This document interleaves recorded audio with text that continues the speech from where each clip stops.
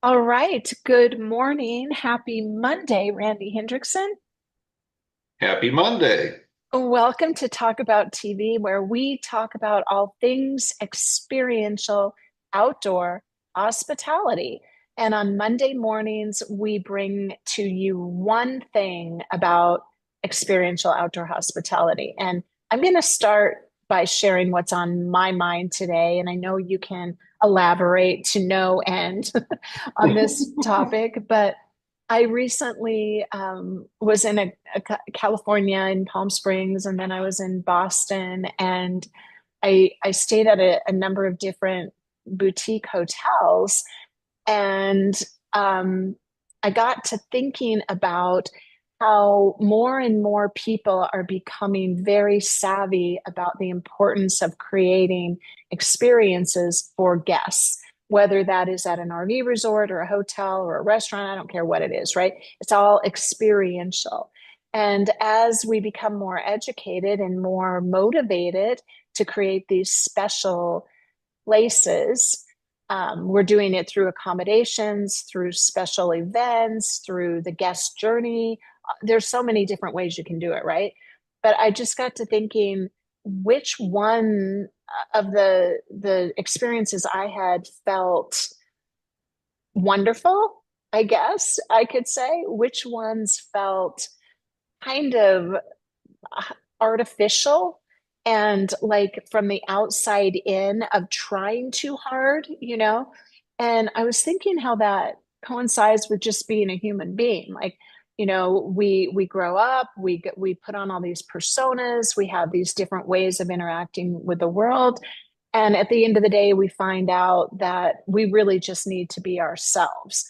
And I was thinking of that in terms of these boutique hotel experiences I had, how the ones that really highlighted who they are already, historically, geographically, pulling on the environment that exists rather than making it like over the top novel.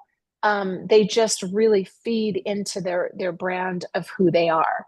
So that's kind of a rambling introduction, but that's where my mind is at. Like, how do we differentiate by being more genuine and true to who we already are and building on that? Yeah, do I love this topic? Yeah, we could do a marathon on this one, but I completely agree with you. And as you were talking, I was thinking about the many conversations that you and I've had on this very topic. And you hear the word authenticity so often that it becomes almost watered down in meaning, and people kind of forget what it means to be authentic. But to your point, the best places I've ever stayed at weren't defined by the thread count on the sheets. They weren't defined by the perfectly lit lobby. They were defined by the people who presented the hospitality accommodations. It was that next level of just conversational elegance, right? And I don't mean elegant like using Shakespearean language. I just mean the art of hospitality language of welcoming the guest and being real and being rooted in a natural human interaction is kind of an art form.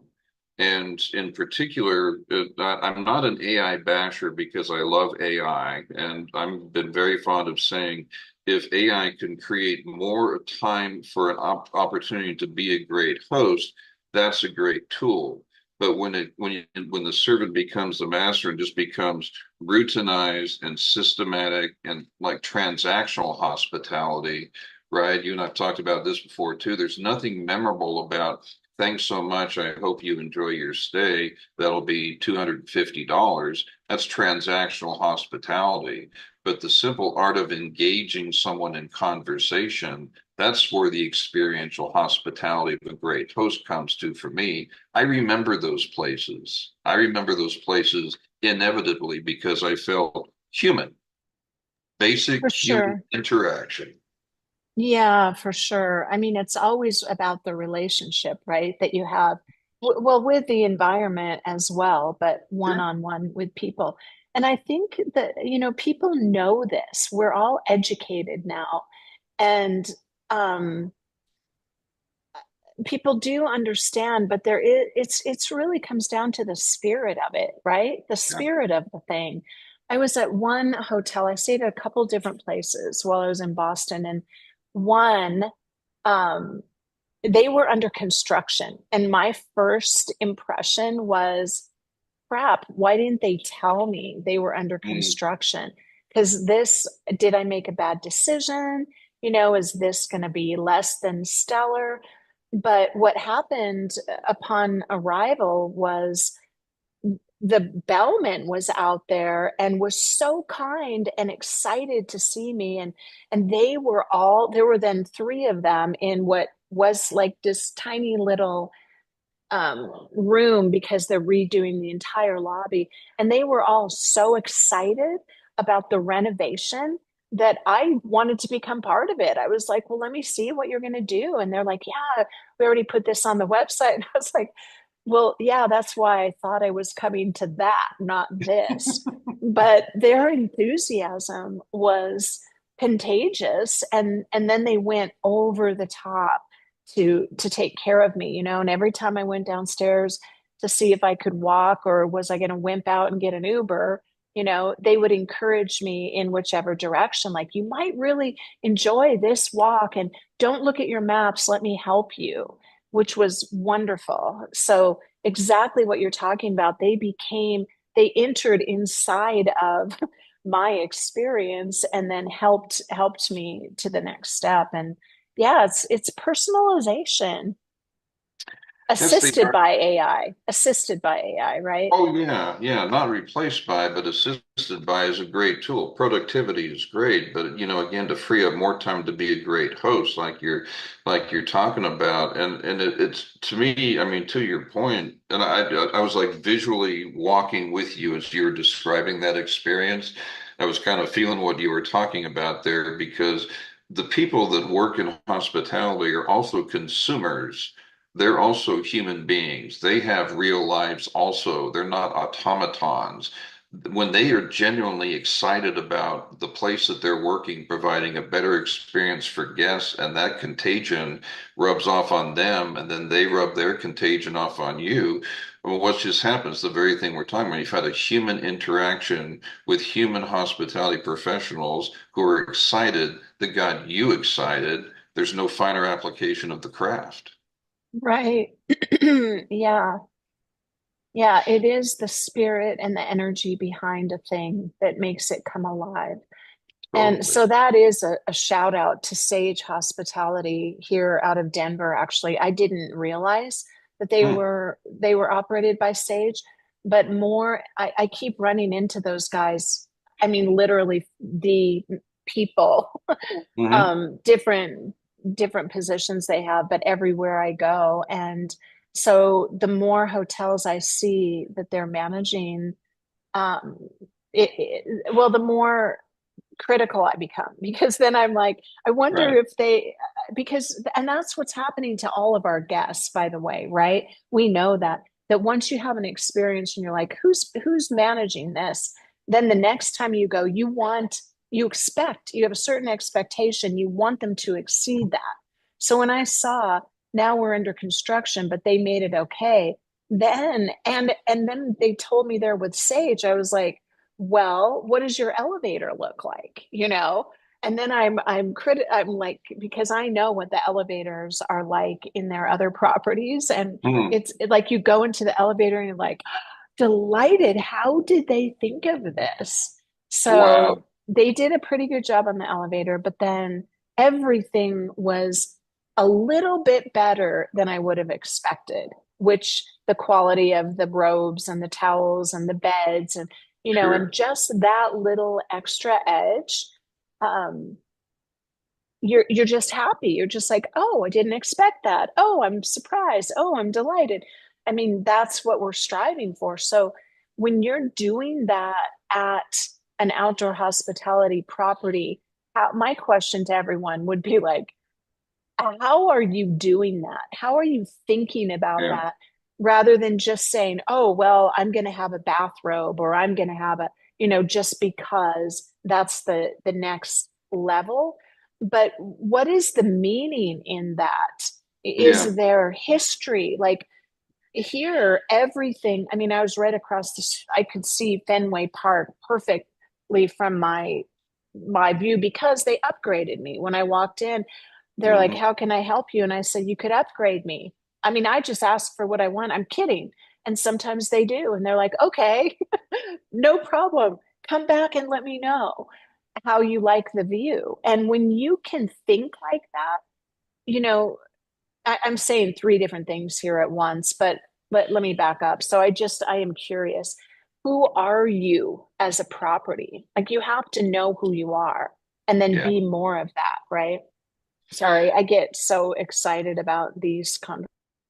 No, I know. I mean, that's why you and I could talk about this literally for hours because it burns at the core of this whole flame of the experiential hospitality. It's all about the things that you talk about, that you just talked about, that we've all talked about, I think, is that the real core essence, and to your point, who are you? How is that reflected in your property? How does your property and staff reflect those values to your guests? Because they're when you travel anywhere, if you're traveling for business, pleasure, whatever like that, when you enter any accommodation business, whether it's outdoor hospitality or traditional hospitality, your senses are on fire. You're paying attention to everything, unless you're just totally fried from travel. You're noticing this or that or how you're greeted. You're really paying attention. I think the essence of experiential hospitality is, are they paying attention back with the same type of attention that you're giving when you walk into this place? You've never been there before, so of course your senses are on fire. Are they understanding and greeting that back, saying, here's some things that you may not know about this, and here's some things about this property? Are they engaging your curiosity before you even know you're curious? That to me is like a really great host, right? Anticipating what's on that guest's mind and meeting them right there and engaging them at that point. And that again, I think that's what differentiates experiential hospitality from transactional hospitality. If I may be so bold, there's nothing memorable about someone who's polite and conducts their business behind the front desk. You don't remember their name, that they may have been polite and said, yes, thank you, please, and here's your room key, but you don't remember that. You remember the person who engaged some of your senses as part of the check-in, spoke to you in a way that you recognize. At that point, you're more about the whole experience that you're having and not so much the decor or the countertop at the check-in. You're engaged at a higher level of experience. That's when you win, right? Exactly. You want your emotions to be engaged. That Absolutely. I went the same trip. I went to the Four Seasons just to have a drink. Mm. And of course, the Four Seasons is impeccably, the decor and they have it's an upscale grace and professionalism regarding how they serve you and they stay a little bit at a distance, right? And there's a um there's a place for that for sure because Hmm. and that is the environment. But it was all okay, it was Right. okay. It was fine and it's $30 for a margarita and okay, whatever.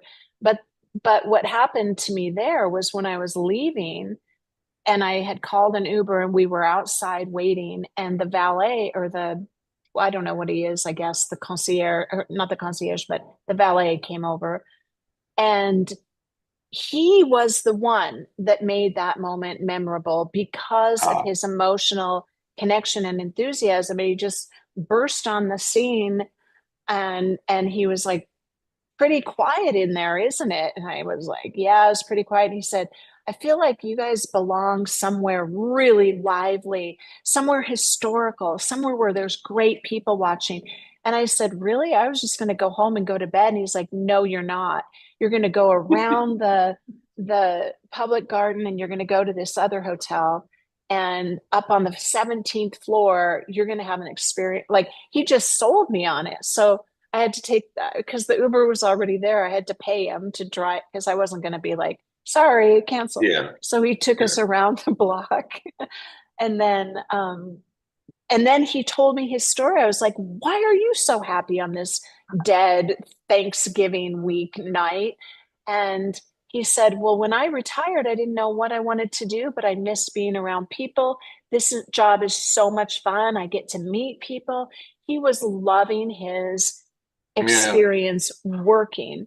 yeah. And that brings us to the next, maybe next Monday, we talk about culture. Because if your people Oh, are not engaged, they're not going to deliver like that. Like your job is to treat them better than you would any guest so that they're excited about it, and it's so simple and so complicated at the same time. yeah, it's both. It's right there, and yet it's so elusive because you don't recognize it when it's there. I mean, these little hospitality miracles are all around you if you're open to receiving them and welcoming them and implementing them. There are so many instances of which you can practice the graceful art of hospitality.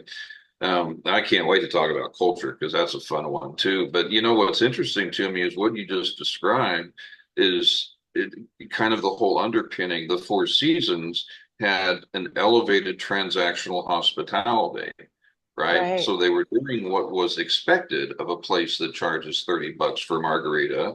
They were deferential, polite, and respectful, but it didn't engage you like the guy who's just parking cars who loves what he does. Exactly. That's what infected you. That's That's right. experiential hospitality.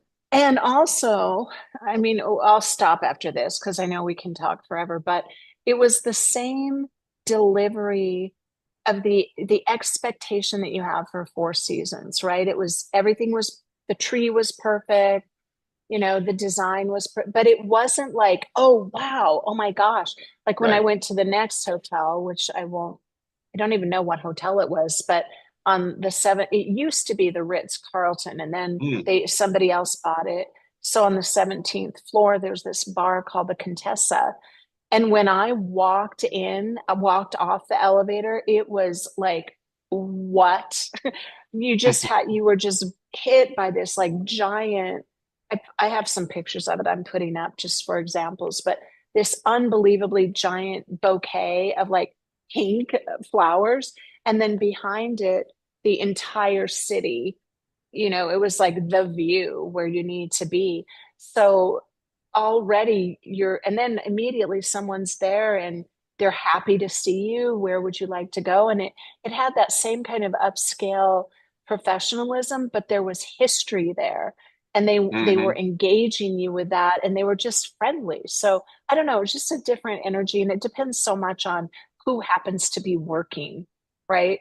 Yeah. What individual you happen to connect with. So it's the people, it's the heart. It really is above all things. So who are Yeah. you? Again, I put the question out there. Who are you as a resort? Who are you as a brand? A lot of people in outdoor hospitality use the same language to describe themselves, but on the property, it's a very different experience. So I think Totally. there's a skill and an art to learning how to express who you genuinely are. There is, and it's you and I both love words, and there's always so many fun words, and some are overused. But at this very moment, I'm thinking about the word expectation because when you approach this place you're going to stay, you'll have probably one of three outcomes. It's less than I expected, which is not good. It's about what I expected, which means I did nothing remarkable. Where you really win is if your reaction is, I didn't expect that in a good way. And I did not see that coming. That was above expectation, right? So everything about experiential hospitality, you want that guest to say, I did not expect that. I didn't know that person was going to be so bubbly and effusive and helpful. The decorations would look like this. That's when you win. Let's face it, if you say it was about what I expected, you haven't done anything. You've done transactional hospitality. You always That's right. want, I didn't expect that. Like your experience with that bar you just talked about. You walk through the doors, you probably thought to yourself, I didn't expect that. This is really something. And your senses were challenged, right? Winning. Yeah, it's fun. Okay, Love well it. we've kind of rambled on, but Yeah. yeah, everyone, love to hear your feedback on this and your input because again, you are the ones that matter and what you're able to do and communicate to your guest and to create that experience. So I'd love to hear from all of you. Reach out to us, comment, let us know what you're doing, what you think, what's working. Absolutely. All the And above. yeah, and have a beautiful, beautiful week. And we will be back next Monday.